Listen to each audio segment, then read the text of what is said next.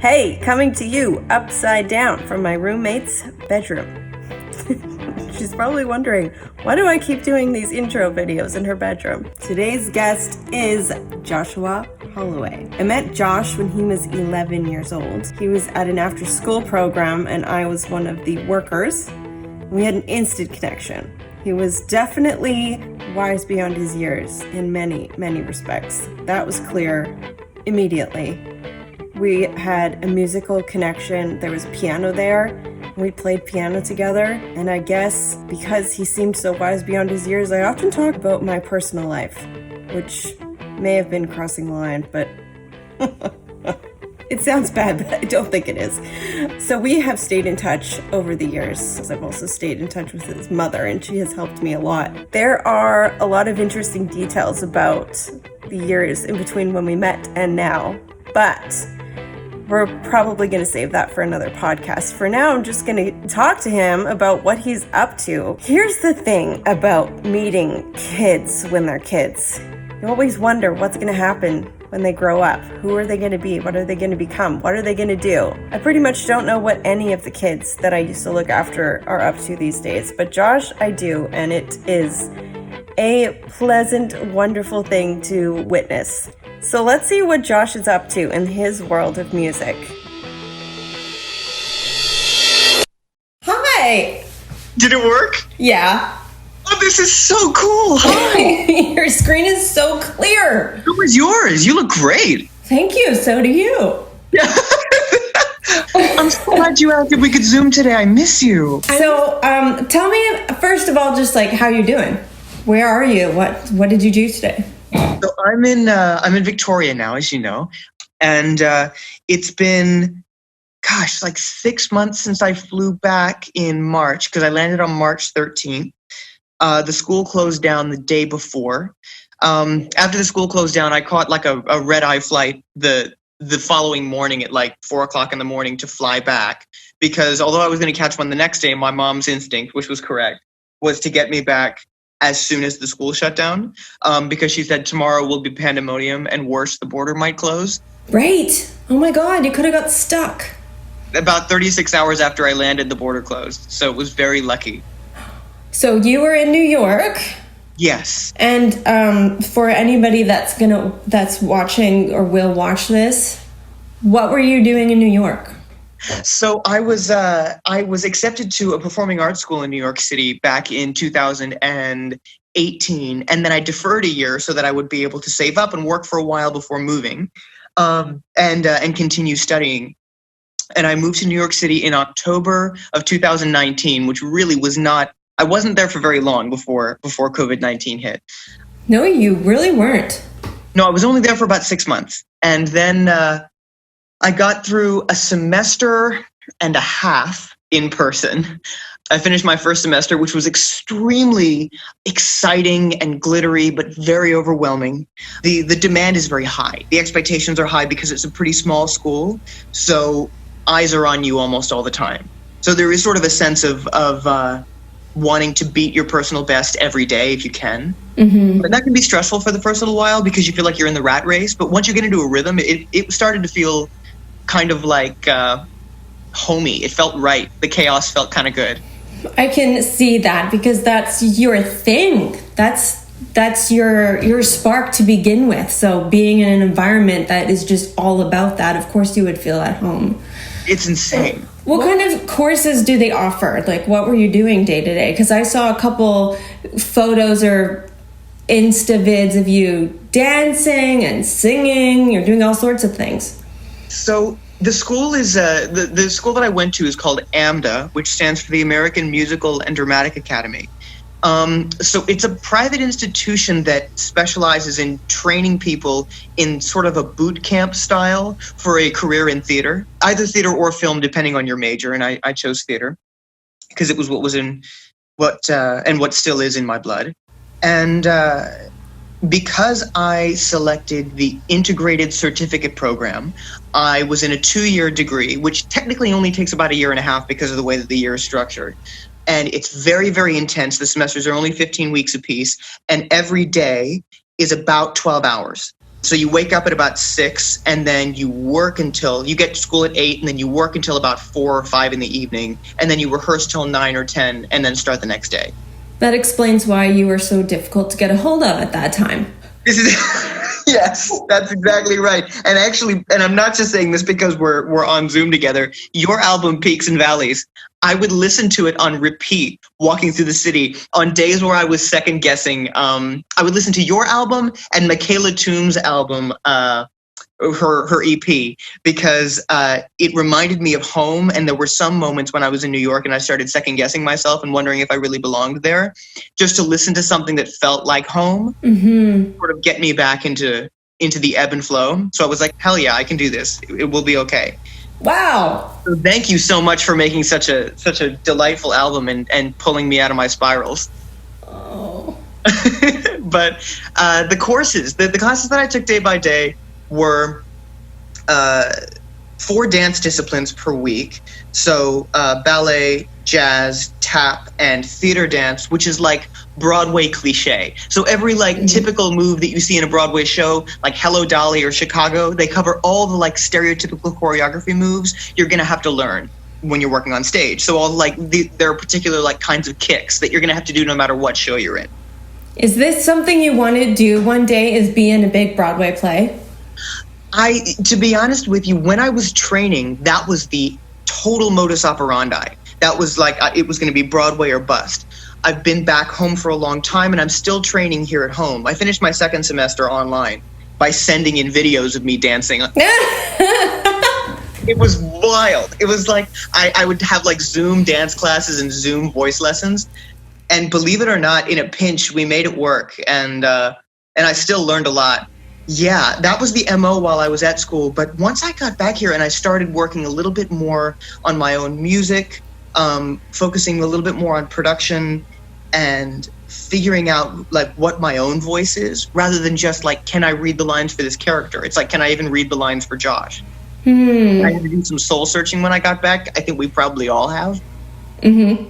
Because these circumstances have forced us to be very introspective. The idea of being on stage is still, that's the destination, but how I get there is becoming more malleable as the days go on. I'm more willing to let that be through other means if necessary. Even if it's music, that's cool too. Even if it's just music, but we'll see. It's an adventure. That's interesting, because I don't miss performing, but that's only because I'm not performing. It's once I do something that I haven't done in a while, I remember. And I'm oh my God, this is amazing. But right now, I don't care. I don't miss it. I'm loving just being in the album production release prep things, because I'm doing these podcast video things and communicating with people in this new way where I get to practice using iMovie. I mean, I'm not using some fancy dancy video thing. This is all I need, and then edit it, and that's fun. It takes me hours. I'm thinking about what kind of merch I can make. I love all this stuff. Forget performing. I don't have time for that right now. Yes. There's something about I cannot believe how sort of similar our focuses are right now, because I've just started getting my hands into that business too lately, where I'm more interested in what's happening behind the scenes rather than just go out and perform and then we'll talk about merch later. You're sort of involved in the back end now. It's fun. It's pretty thrilling to seeing behind the curtain how all of this actually happens. Yes, and it's taken lots of trial and error. This will be album 5, so I've had practice doing things wrong, doing things right. And one thing that I really wanted to do this time was not rush to put anything out, so that I had all my ducks lined up beforehand. And that to me is money. So I wasn't stressed out about money. I just wanted to pay as I went. I'll do this much studio time because I have this much money right now, and just take it slow so there's zero stress. I wasn't really interested in applying for grants or doing fundraisers because I've done all that before, and I just wanted to do it just for me. Like, it's not a career move, or at least it didn't start out to be a career move. I just wanted the least amount of stress with the most amount of control. Not like changing up my songs for anyone. I did that a lot with Peaks and Valleys, which was its own thing, and I loved all of that for its own purpose. The co-writing, the rearranging, the production that had lots of input from other people. But this one is like my baby. Yeah.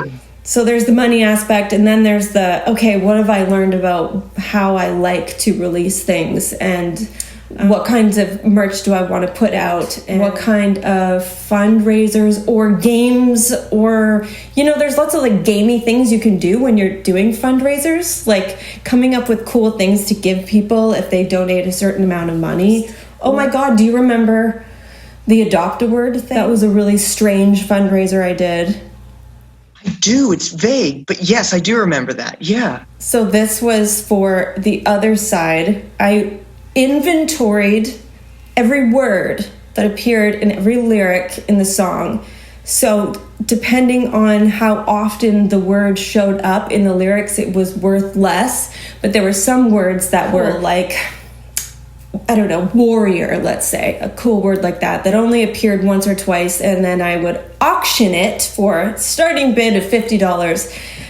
And whoever won the bid, they got their name in the liner notes that says, you know, this person is the word guardian of the word da-da-da-da-da in the album, the other side. And they got a certificate that was framed and everything, like a really cool the other side themed certificate. That wasn't even my idea.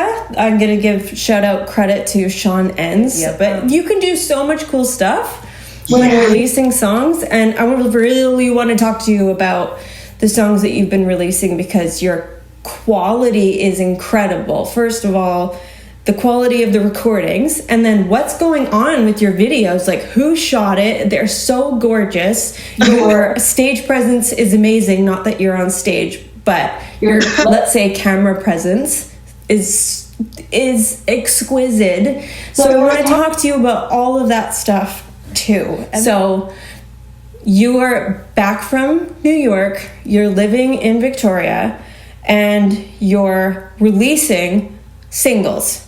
Mm-hmm. The last single didn't have a music video. Is there going to be one with this one? No, there won't be one with this one, just because it's quite labor intensive to do a video for every single. Yeah, that's for sure.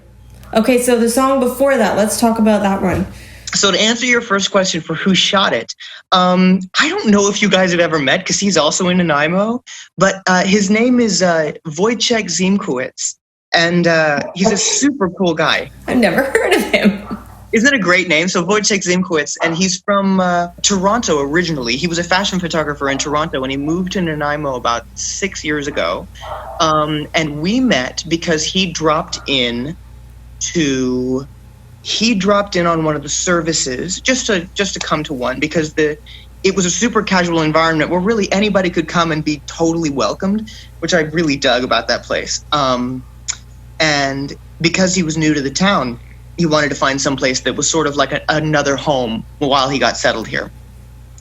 And so he totally fell in love with Unity and the people there, and we ended up talking because he's an artist and so am I, even though he's not musical, right? It's all art. And we got to talking, and he showed me some of his previous work, and he does a lot of avant-garde stuff. A lot of his fashion photography was he liked to be very boundary pushing in his style. So when he and I got together to make a music video for my writing style and my music style, which is fairly kosher compared to what he was used to shooting, he and I both had to bring his dynamism and my traditionalism together into one kind of like cohesive unit, where he added tons of spice with the dynamic shots and the interesting depth of field, and the angles he chose were really unique, and the shooting locations. He scouted the shooting locations in Victoria too. And in order to get to a place where our visions could coalesce, there was a lot of meeting up beforehand, just like we're doing now, where we'd have like a Zoom meeting 2 weeks before the shoot, 1 week before, 3 days before, and we'd come back at each other with what we'd found out, ideas that we had. We both decided we're super obsessed with Wes Anderson, so we wanted to play with like a Wes Anderson color palette, which is like very washed out pastels, a lot of warm tones, not letting it get too modern looking. We wanted it to be very, very classical looking. Mm-hmm. Hence the coat and the turtleneck and the brick walls and everything. We wanted it to look like you could throw it into black and white and it would look like it was from 60 years ago. Which is already your natural style, am I wrong? It's pretty similar to what I would wear normally, but that was an outfit picked specifically for the shoot. I'm living out of a suitcase right now, so like half of my belongings are still in New York, so I had to pick from what I was able to bring back with me. Yeah, so we ended up shooting that day for about collectively maybe 6 or 7 hours.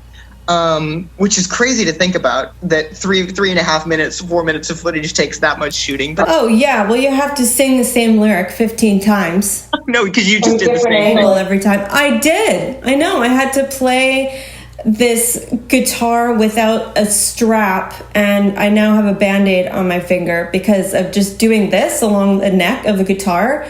I got the most horrible blister, and then I was smashing my fingers against the strings because I don't use a pick normally, so I cut up my finger here. Today when I came to my mom's, she bandaged it up for me. Aw, good mom. Yeah, Shannon. But it was fun. Honestly, I'm so happy to hear that you've gotten to do it recently too, because you and I can share that collective experience of how, of course you've shot music videos before, but because we're doing it around the same time, I totally understand just how labor intensive it is to create a film, to do one professionally and at a production level where it looks professional. Mm-hmm. Especially when you're working with somebody who is so invested in pre-production and scouting out locations and doing kind of a script or whatever it is. Fiona Shedden, who filmed mine, she had 2 pages of scene 1, scene 2, scene 3 with like 10 bullet points in each one. Yeah, totally. It was a huge it was a, how do I put it, a gamble benefit, because we knew each other, but we didn't know each other super well. Neither of us knew how the photography chemistry would be, whether or not we'd be able to. I mean, but we're both agreeable and willing to adapt to whatever rolls our way. Neither one of us is particularly controlling, so it was a very flexible shoot where we would both just go, where do you want to go now? And then we'd go to that spot, we'd shoot for about 30 minutes, and then he'd be like, you hungry? Yes. And then we'd go get something to eat. And it was very relaxed. And you're not camera shy. Oh, yeah, that's true. It's true. I think that's taken some time, because when I was a kid, I really didn't particularly like acting for camera because there's more subtlety involved. But because it was a music video, I could go pretty ham. Like I could do theatrical acting on camera, which is fun. A lot of the like eyebrow stuff, like move my eyebrows a lot and like all the facial expressions. Typically, like in a movie, you wouldn't see that kind of acting because it's all based in very small movements. But when it's a music video, it's supposed to be larger than life. Yeah. It was fun.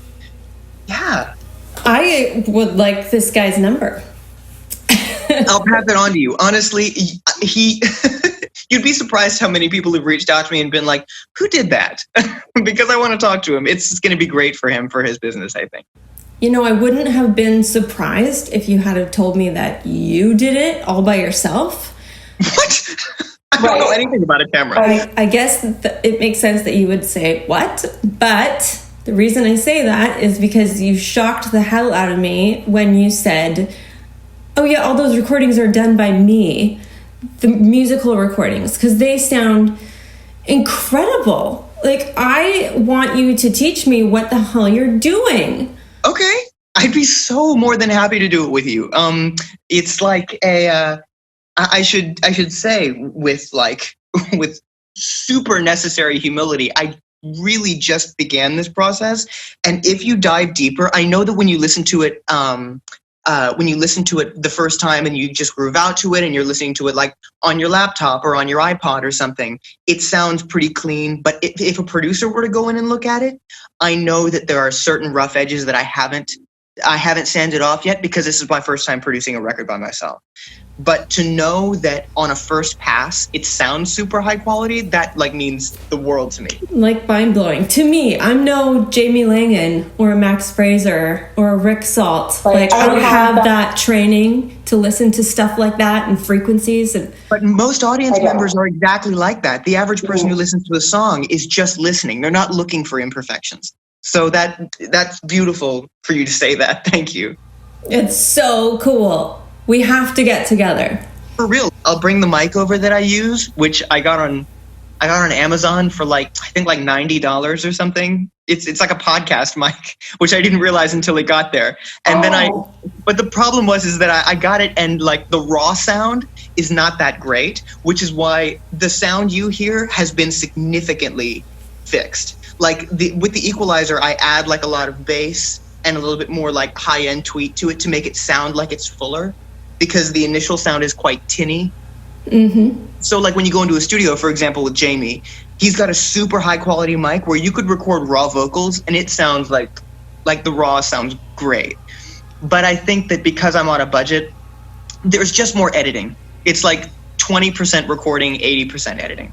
Well, I don't have a problem at all with laying on effects thick in recording, because that's part of the fun of recording to me personally.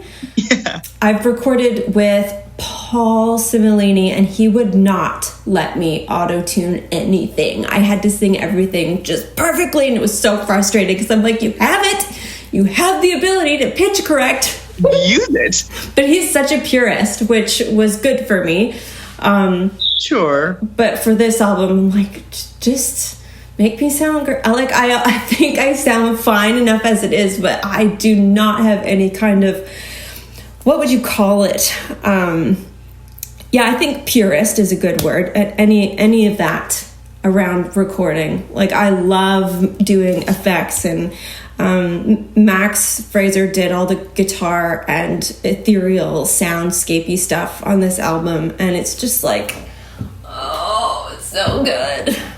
I love it.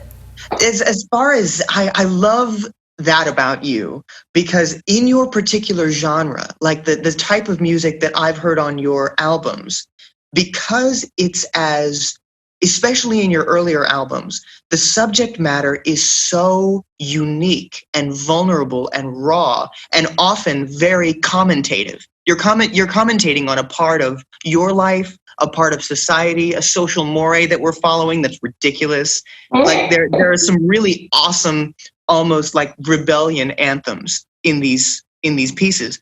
But just because the message is pure doesn't mean that you're not allowed to add some icing to make it more fun to listen to. I think those are two different things. You know, like you don't necessarily lose authenticity by adding decoration. Mm-hmm. Yeah, they're mutually exclusive. And it's so much fun to see what kind of emotions get evoked by different instruments or sounds that you're bringing in. And like how the songs come alive in ways that they've never come alive before. There's a bunch of songs on this album that we didn't know until the last second what we were going to do, because they just weren't, like there was something amazing about their bones, but we had no idea how to flesh them out.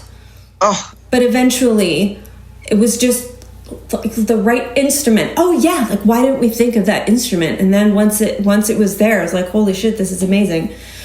This is right. That's like one of the best moments in the world in songwriting, is after you've been like out on writer's block for a while, or you feel like you're in suspension for a couple of days or even a couple of weeks on a song, and then you finally go, that's what it was. Yeah. That's what it's the best feeling in the world.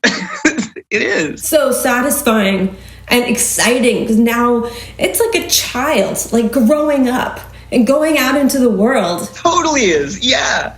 You know, there were some moments, because these singles are part of an album.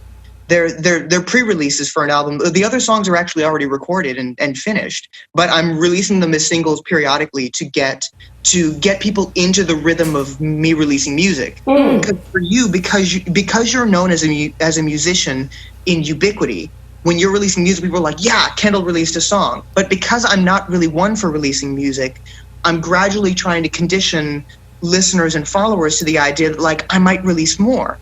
Okay, this is cool because I wanted to know what was going on in your head. I didn't know that this was coming, and then all of a sudden these songs start showing up and this video shows up, and you've got great lead up too. Beautiful photos that say 1 week or 3 days, and I'm getting excited. Like, what's happening? So how did you come up with that idea to wet the whistle of us listeners? Jeez, saying listeners, since the vast majority of my followers are like people who are dear friends of mine, I don't ever want to, I feel like the word listener alienates it a little, but the people who are listening, the way that I got into that whole 1 week, 3 day thing was partly because I'm taking some courses online while I'm not at AMDA. And one of the courses that I'm taking online, it's a 4-month certificate in sort of like a double. There are 2 disciplines that have separate certificates, but I'm taking them at the same time. One is graphic design, and the other one is social media marketing. So they talk about ways to activate your audience, because there is a psychology, there's a rhythm to the way that you advertise on social media. There are actually, I'll send you pictures of this. There are playbooks for how often you should post on each social network and the kinds of content you should post. There's an actual there's like a rule book for top engagement, how the maximum number of times you should post a day and the minimum number of times for Facebook and Twitter, Instagram. It's like minimum 1 a day, maximum 3 a day, because any more than 3, people think you're spamming. Any less than 1, and people think you're inactive. Yeah. So a big part of the wetting the whistle thing was it had to do with taking the skills I was learning and implementing them in a very safe forum, because I'm so damn lucky that my social media is flooded with beautiful, caring, loving spirits like you and past directors I've worked with and teachers from elementary school. And there are lots of people who follow along who have never met me too, which is good. It diversifies your audience. But because the majority of the people who are following and listening know who I am and also know what it took to get here, it's a very holistic and friendly, it's like a very safe litmus test for me to try stuff out and go, here's an ad, how is this responding? And I know the audience isn't volatile because I know them right. Yeah. But as it expands and people start to catch wind, which I've noticed started happening on Instagram more than anything else, people start to catch wind of what I'm doing and they've never met me. That's a different relationship because there's no trust there. So that's when the effectiveness of the advertising is really going to be put to the test, is when more people are responding to it that do not know me than people who do know me, because that'll be a big shift. And you're dedicated to getting there, to getting to that place where at the very least it's equal or even better, even more people are responding than those who already know me from other experiences, because it that symbolizes growth. This is hitting a very interesting place in me, just listening to you talk about this, because I was so into this, probably between The Other Side and Peaks and Valleys, because it was around those 2 albums and in between where I started working with industry people. I had a publicist, and then she introduced me to this person and then that person, and I was really going for it. And I'm seeing results, but I couldn't keep up with my own mental health. And that's one thing that I always wonder about myself, and one thing that has also motivated me to do this album the way I'm doing it, where I'm not focusing at all on how it reaches, who it reaches. Obviously, that's in my mind to a degree, but I'm doing this really from the bottom of my heart, because if I attach myself too much to the industry stuff, and also at the time my partner who was acting as my manager, was so into marketing and was taking courses on that, and he was, you know, like hitting me with these, you got to post this much a day and all that stuff, and I'm trying to keep up, but then I get hit with this wave of depression, or something happens, or we break up, or whatever. It's like I can't keep up with the momentum that the industry requires of me to do this like gradually uphill thing. And so when you're talking about that, I wonder if I'm going to re-enter that arena, or maybe I'm still in it and I'm just not fully aware of it, or maybe going this organic way that I'm going now is somehow going to end up combining with that world again. And first of all, disclaimer, I don't say any of that to discourage what you're doing, because I really am still on.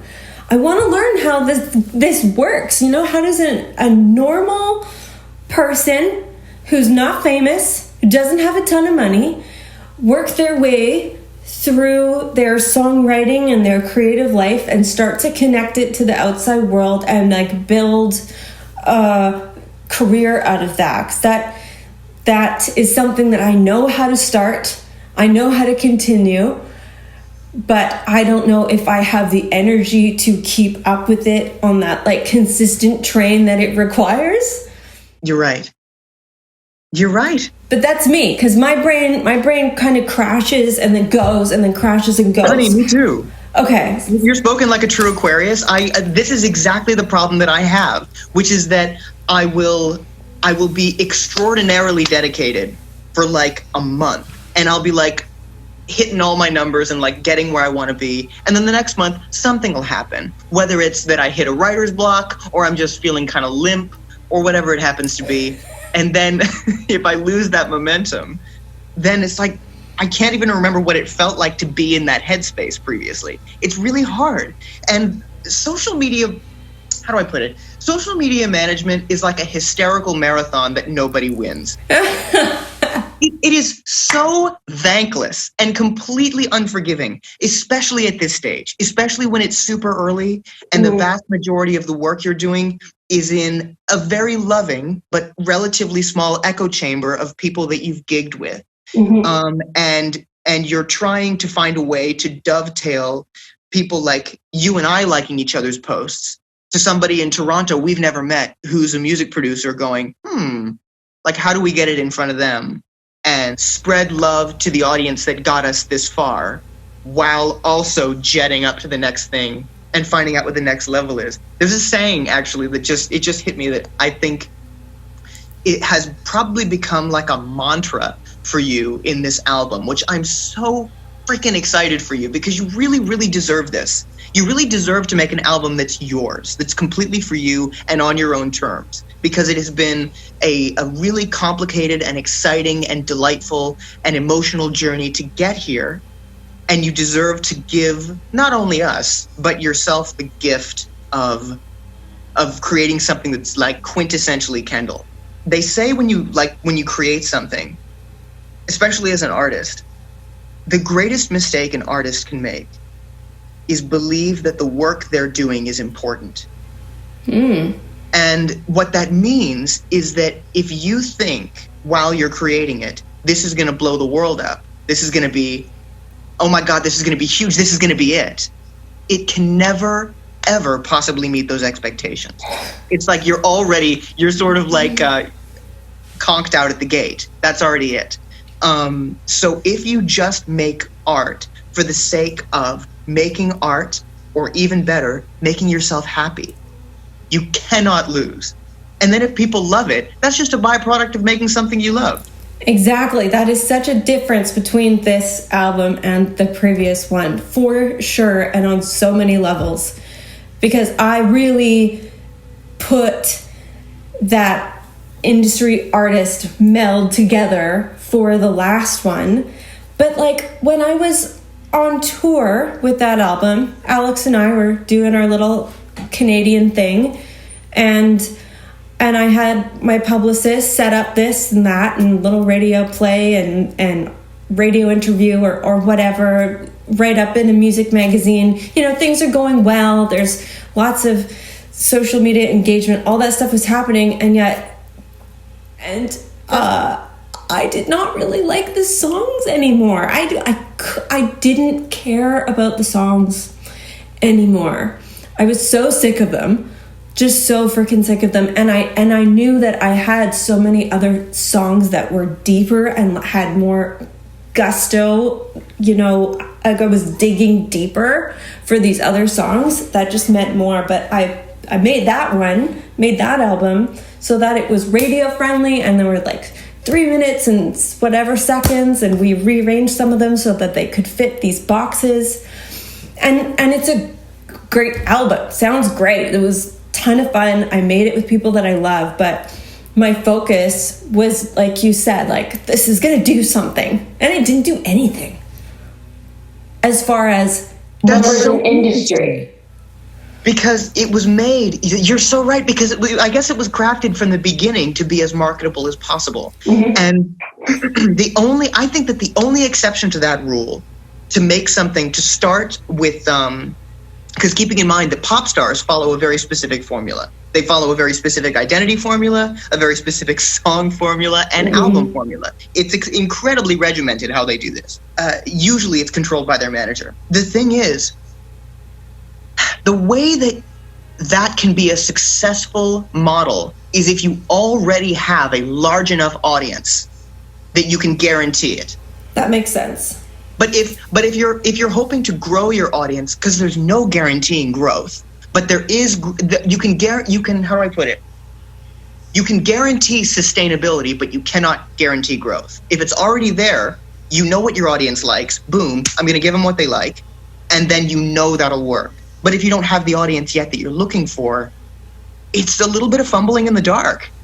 Yeah. And on one level, who cares what they want? You're the artist. Exactly. That sounds so cold and callous, but that's...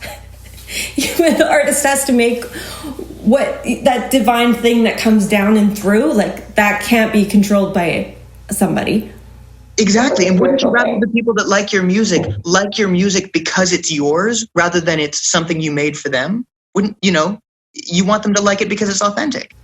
It's authentic. Yeah, exactly. And there's something really human about it that they can connect with. I mean, and I say that because that's how I like other music, is when I hear something, I hear a lyric or the sound of somebody's voice, and something deep inside me wakes up. Yes. Yeah. It's kind of hard to explain, but that's primal. Yeah. Yeah, that's what happens. And so I can't control that. I can't control if somebody responds to me in that way, but it's like some people don't see what the big deal about Donovan Woods is, and yet when I hear him, like, my brain just melts, and I'm so, like, in love with being alive. Yes. See, that's and to be honest with you, that's the kind of listener that as a musician we strive for. We want someone to be invested in our music, not just because I heard it on the radio and it was kind of a bop, but because it says something to me. It's different. It's a different connection, different relationship. And I realize that not everybody's going to be like that. You're going to have casual listeners and you're going to have really devoted listeners. It's going to be different. But to know that this album is a very distilled version of not only who you are as a person, but who you are right now, I think it's going to ring really true, because I don't think anybody makes it very far if there's somebody that they're not. Not that Peaks and Valleys was somebody that you aren't, because it was definitely your sound. It was very distinctly your sound. But thinking about your previous records, because I'm thinking about it now and thinking about your other works, and then Peaks and Valleys, it was definitely more sort of soft focus, mainstream sounding, sort of like mainstream folk rather than commentative boundary pushing. Mm-hmm. Where like the orchestrations were really beautiful, but they were very palatable too. Mm-hmm. They had been constructed in a way where it's like a wider audience could get right on board. Grocery Store Parking Lot is my favorite wild card I've ever heard on an album, which is that because I remember that I was feeling particularly down one day and I was listening to it for the first time. And when we got to Grocery Store Parking Lot and you start talking, and you not only are you sort of going through this incredibly touching monologue, this anecdote about a totally human experience you had, just going into a parking lot, remembering a dear friend that you're not going to see again for a long time, and totally breaking down. Like, that is such an incredibly human thing. I think that's the crystal in the center, where it's like, that's Kendall right there. The whole album is you, but that little monologue, I was like, that's her. All the layers were peeled away in that moment. Very much. And it also meant that for me, I loved hearing your voice. That was so comforting to hear your voice while I was, all alone surrounded by these huge buildings. So that was really wonderful. But the biggest thing for me, that as like a piece of incredibly modest advice, because of course you've been doing this a lot longer than I have, and I think that we'll probably help each other on this journey all the time, is to keep doing what makes you happy, and they'll come. If it makes you happy, it'll make them happy too. Something that just came to mind when you were saying that was, while I was searching for my sound through those albums with different producers and different players, I was in my 20s too. So I was going through tons of changes all the time. It's like every few years, new job, new boyfriend, new house. Like, I'm gonna go on tour for the first time ever. I'm gonna life is crazy, tumultuous, but like not always in a bad way. It's just really huge highs and really huch lows. And I was searching for my sound through my writing, but I was also searching for some stability, I suppose. Like, when you're looking for truth, you're looking to figure out who you are and like what sticks in this world that's ever changing, and pieces of you are ever changing. And I was always looking for that, and I feel like something stuck in through the process of this album. And I actually started it before I went to treatment, so I don't mind saying this on camera, whatever, because that's kind of part of the deal, is being real. But yeah, I totally broke down in my life partway through recording this album, and I wasn't very stoked on living. Well, obviously, while I was having that breakdown, I was really, really tired in kind of like a profound spiritual way. I was tired. And the only thing that I didn't want to miss out on, because I really felt like I'd had a good life, like, I'm ready to go, it's okay, which is kind of a horrible, sad thing to say in front of you, which I feel a little guilty for, but that's how I felt at the time.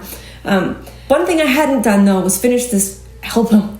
And I really loved what I was doing with this album.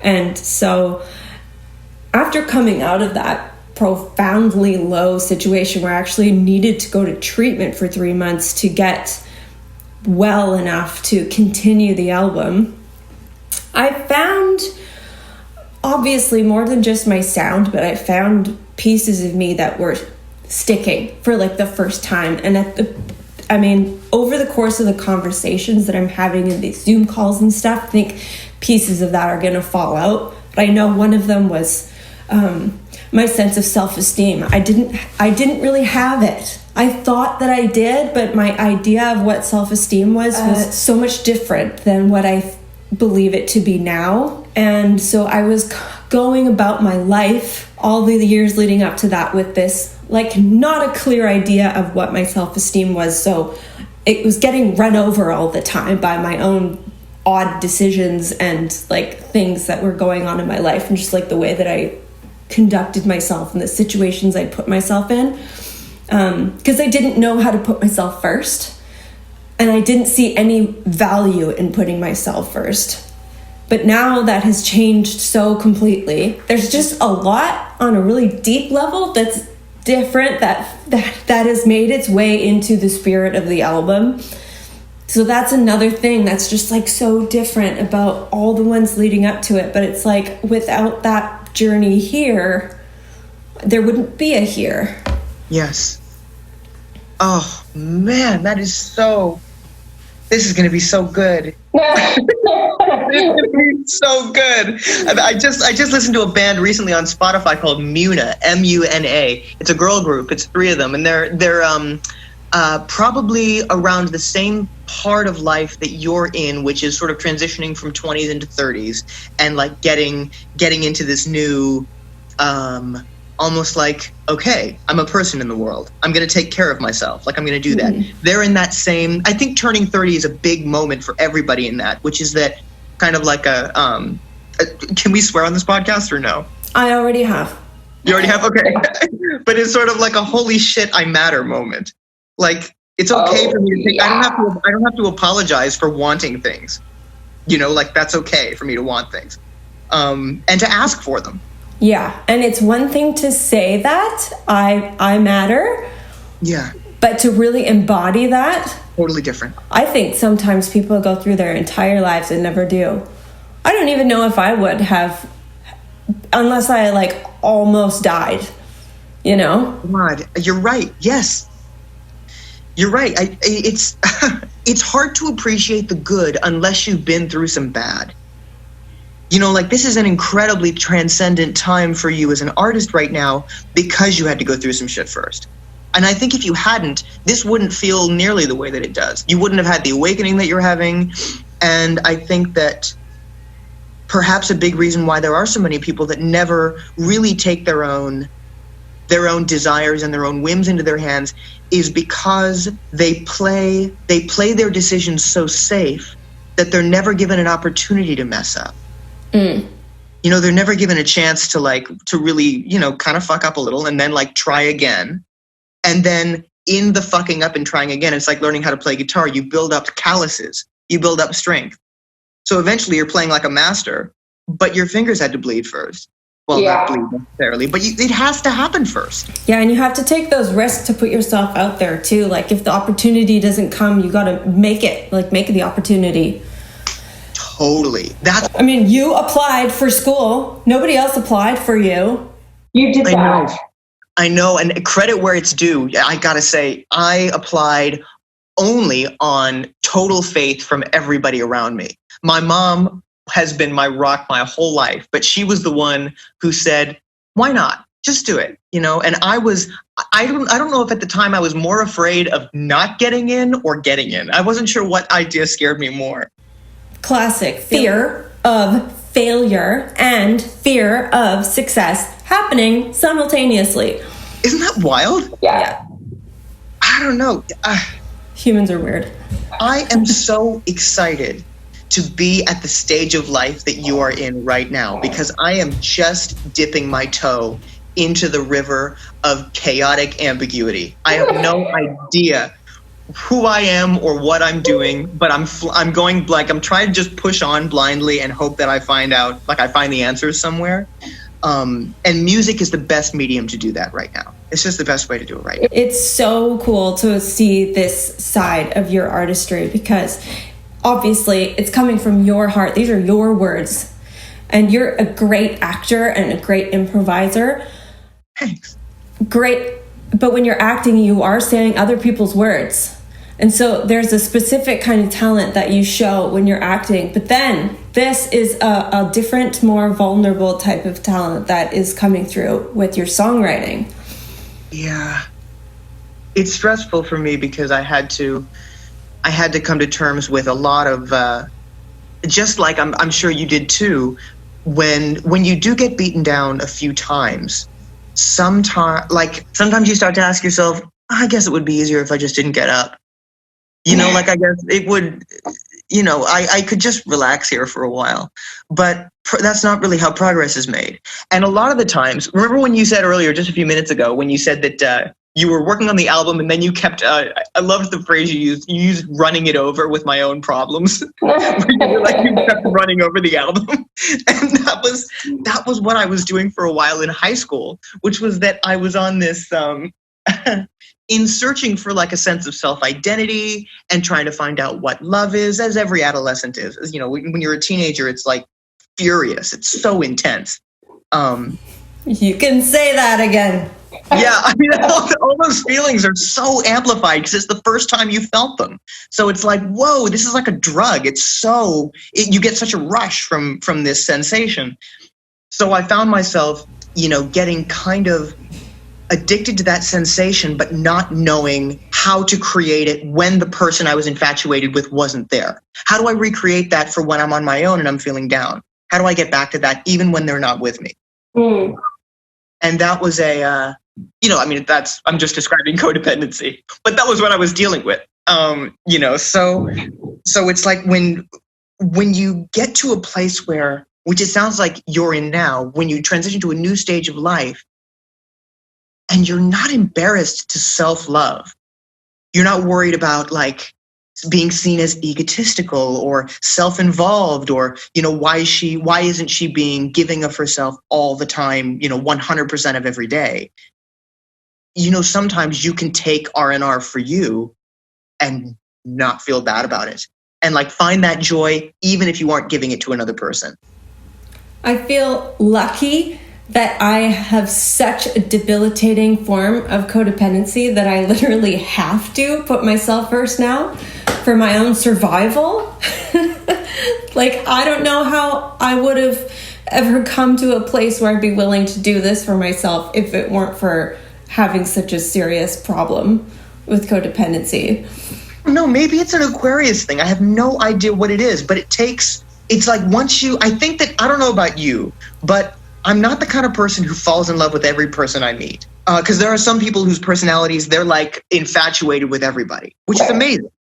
But I think you and I are pretty selective with who we decide is going to get our attention. Mm-hmm. But once we make that decision, they get like all of it. Yeah. Oh, yeah. All the time. And that can be fun at first, but it's great for songwriting. Great for songwriting. You're right. Bad for our health. Bad for our health. I'm so proud of you. This album represents so much. I can't wait to hear it. Thank you. And I want to keep following this journey. I feel like we have to have a part 2 because we didn't even start on like how we met, and that all of that is a cool story. Yeah, we need to do that. But there's just so much happening in our lives. So I'm so glad that you were willing to come on this real conversation, but also podcast/video thing. Yeah. Because you're one of my favorite people in the whole world. You're so inspiring. You're so much fun to be around. You blow my mind for various reasons all the time. And so it's really, really cool to have you.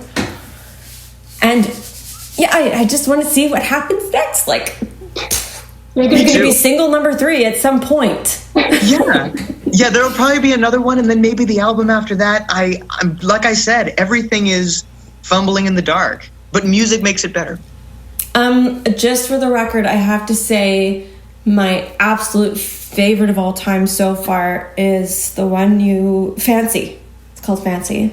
Oh, man. That is so sweet that you said that. You are actually not alone in it. I didn't realize when I released that song. I went to New York and classmates of mine found it and started playing it out loud in the hallways. It's so good. Thank you. I recorded that with Jamie, which you might remember. I recorded that at his studio. Yeah. And I remember I took it into him and he was bopping his head and he goes, "This is weird. I like it." He was like, "This isn't like anything I've heard before." But I want to, while we're on the subject of Jamie, because I know we got to wrap up the show, I guess. But I want to let you know that while I was recording with him in October of last year, he told me that you guys were partway through the process of recording some music together, that you guys were recording some stuff. And I cannot tell you how highly he spoke of working with you. I'm sure you know this already, but he was gushing about working with you in the band. Wow. Yeah. He was like, they are so funny and relaxed, and it's just a blast doing sessions with them. It's really good. That's good to know. I hope he still feels that way about me. It's been a bit of a wild ride in between last October and now. Oh, you're human. Things happen.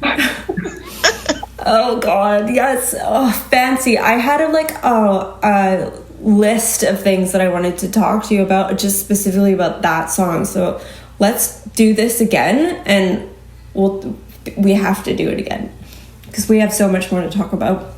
Yes. And I can't wait to be able to do this in person. It's going to be soon, I promise. Okay. Okay, I'm going to let you go. Okay. All right. Please say hello and deepest, warmest regards to your mother. So you know I love her so much. I do too. Okay. Thank you. You're welcome. I love you. I love you too. I'll see you on the next one, okay? Okay. Okay. Okay, bye.